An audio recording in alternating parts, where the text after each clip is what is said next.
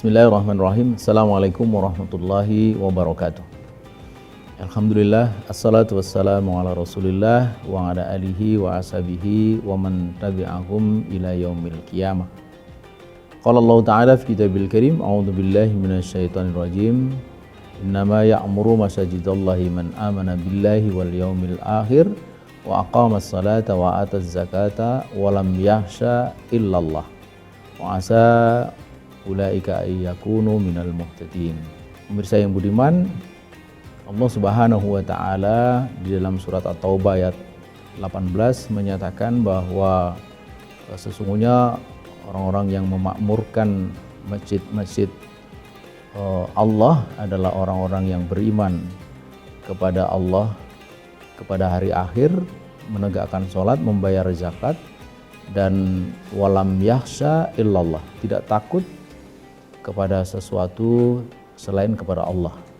Kemudian juga dikatakan ma'asa ayyakuna minal muhtadin, dan mudah-mudahan mereka menjadi orang-orang yang mendapatkan petunjuk.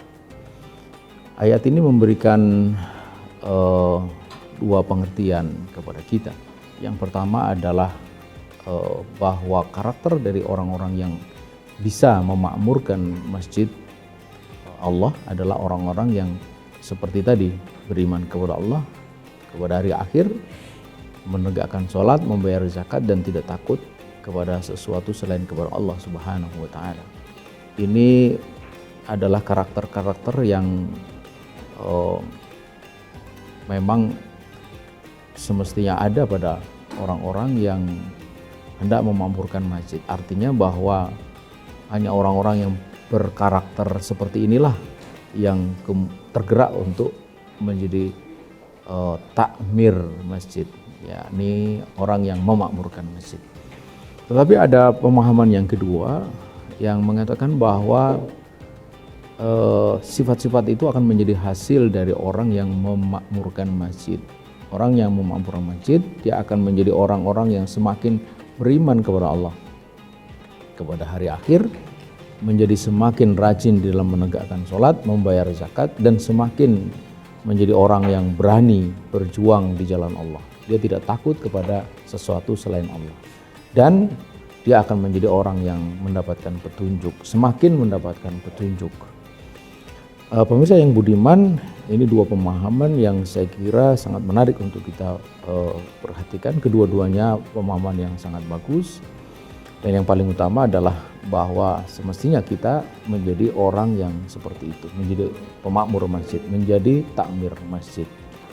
Dalam sebuah hadis, Nabi Muhammad SAW mengatakan bahwa akan tiba satu masa di mana la dhilla illa dhilluh, tidak ada perlindungan kecuali perlindungan dari Allah Subhanahu wa taala.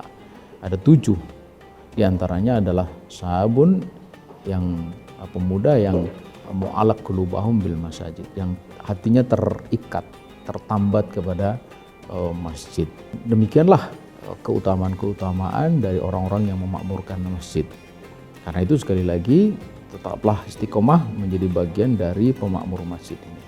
Masjid ini adalah sesuatu yang sangat istimewa. Tidak ada satu tempat yang begitu istimewa di dalam pandangan Islam kecuali masjid itu. Dan karenanya maka masjid itu menjadi sesuatu yang sentral. Ketika baginda Rasulullah SAW hijrah dari Mekah ke Madinah, apa yang beliau lakukan pertama kali? Yang beliau lakukan membangun masjid. Bukan membangun jembatan, membangun gedung, membangun mal apalagi, tapi membangun masjid. Karena itulah di dalam peradaban Islam, masjid itu menjadi sentrum. Dia menjadi pusat dari peradaban. Karena masjid bukan hanya tempat ibadah, tetapi juga tempat terjalannya interaksi antara penguasa dengan rakyatnya, antara berbagai komponen masyarakat bertemu di masjid. Masjid menjadi meeting point dan melting point.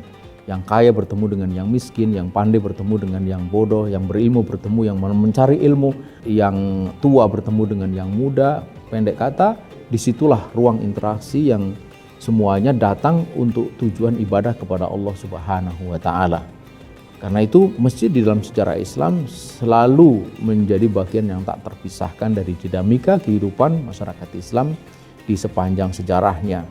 Secara arsitektural, masjid menjadi landmark, menjadi penanda dari tata kota yang dibangun di dalam sejarah peradaban Islam. Ya, lihatlah bagaimana Makkah, ya, di situ Masjidil Haram. Lihatlah Madinah, di situ Masjid Nabawi.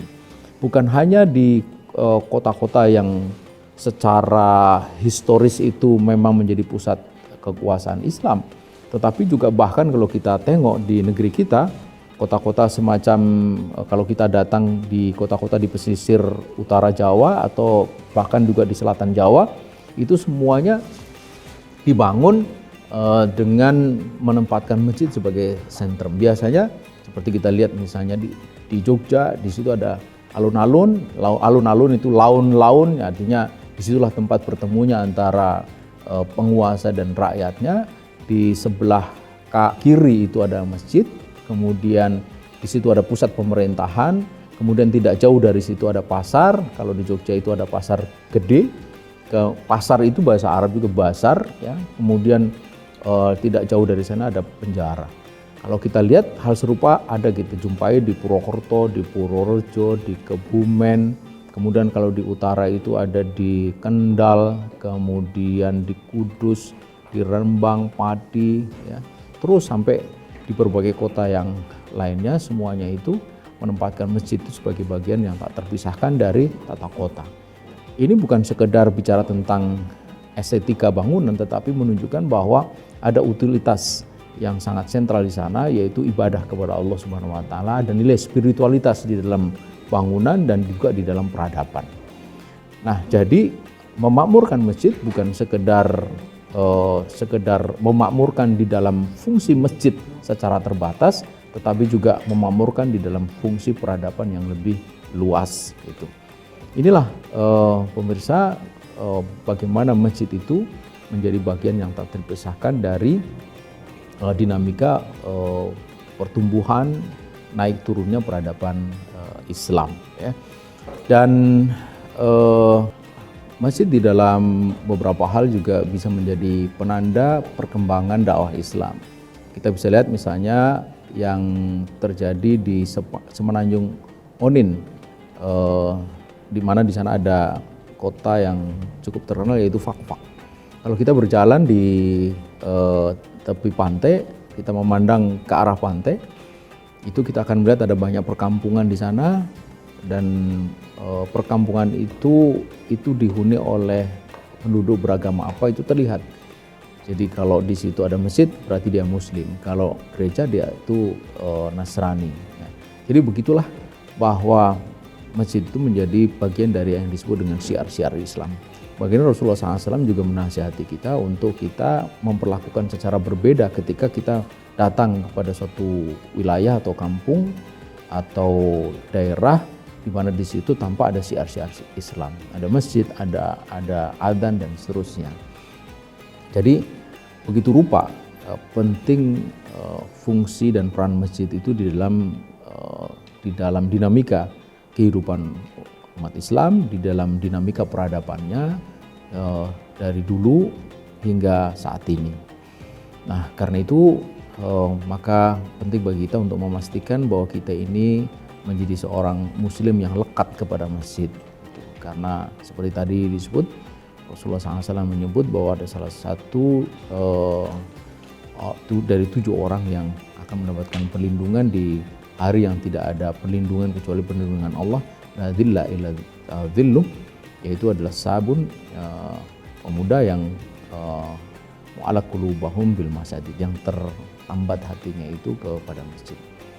Jadi jadilah orang yang terikat hatinya kepada masjid. Tandanya apa? Tandanya dia senang melihat masjid, dia senang datang ke masjid. Lebih dari itu, kemudian dia juga tergerak untuk menjadi pemakmur masjid. Jadi kalau di daerah situ belum ada masjid, jadilah kita yang menjadi bagian dari inisiator pembangunan masjid, mengadakan masjid. Karena masjid itu sangat penting sebagaimana tadi sudah disampaikan. Kalau sudah ada masjid, maka jadilah kita pemakmur masjid. Jangan biarkan kita tidak mempunyai peran apa-apa di dalam masjid itu. Dan kalau kita sudah memakmurkan masjid, maka pertahankan kemakmuran itu, tingkatkan terus. Jikalau di situ belum ada lebih jauh lagi peradaban Islam, kita harus menjadi bagian dari inisiator tegaknya peradaban Islam. Kalau sudah ada, maka kita menjadi bagian yang mengisi dan mempertahankan peradaban itu, di mana di dalamnya termasuk adalah masjid. Demikian seterusnya, sehingga kita menjadi seorang muslim yang hampir tidak pernah lepas dari masjid, karena masjid sekali lagi itu adalah bagian yang sangat penting dari kehidupan seorang muslim, masyarakat Islam dan peradaban Islam. Mudah-mudahan Allah Subhanahu wa taala memberikan kesabaran dan sikap istiqomah kepada kita semua untuk menjadi orang-orang yang tadi disebut, inisiator pembangunan masjid, pemakmur masjid, ya, takmir masjid, inisiator peradaban Islam, dan mereka yang mengisi atau bahkan mempertahankan peradaban itu. Demikian sehingga kita ketika kita meninggalkan dunia di dalam keadaan husnul khotimah, yaitu mati di dalam taat kita kepada Allah, mati di dalam kita membela agama Allah. Sebagaimana Allah katakan, kunu ansarullah, jadilah kamu ansarullah, penolong agama Allah. Penolong agama Allah, Allah akan menolong kita. Intan surullaha yang surku. Bagaimana menolong agama Allah? Di antaranya adalah dengan tadi disebut, yaitu jika belum ada masjid, kita menjadi inisiator pembangunan masjid. Kalau sudah ada, menjadi takmir masjid dimanapun, baik itu masjid di tempat tinggal kita ataupun masjid di tempat kerja kita. Karena sekarang masjid sudah menjadi sesuatu yang tak terpisahkan dari keberadaan seorang muslim. Karena itu di tempat-tempat kerja, di instansi baik swasta maupun pemerintah, itu ada masjid yang menantikan partisipasi kita untuk menjadi pemakmurnya, insya Allah. Dan ketika kita menjadi pemakmur masjid Allah, maka kita insya Allah akan dekat kepada yang punya rumah itu, yaitu Allah Subhanahu wa taala. Ketika kita dekat kepada Allah, maka kita akan insya Allah memiliki sifat-sifat yang tadi disebut, dan mengasa ayyakuna minal muhtadin, mendapatkan petunjuk dari Allah. Dan ketika kita mendapatkan petunjuk, maka insya Allah kita akan menjalani kehidupan ini dengan penuh kepastian, dengan penuh kemantapan, dan insya Allah dengan mantap itu kita akan mendapatkan kebahagiaan karena kita menjalani kehidupan dengan benar, insya Allah. Demikian, sekali lagi mudah-mudahan Allah Subhanahu wa taala memberikan kesabaran, sikap istiqomah kepada kita untuk bisa menjalani kehidupan ini dengan sebaik-baiknya di jalan Allah, dengan syariatnya, di dalam pembelaan terhadap agamanya. Demikian, walafu minkum, wassalamualaikum warahmatullahi wabarakatuh.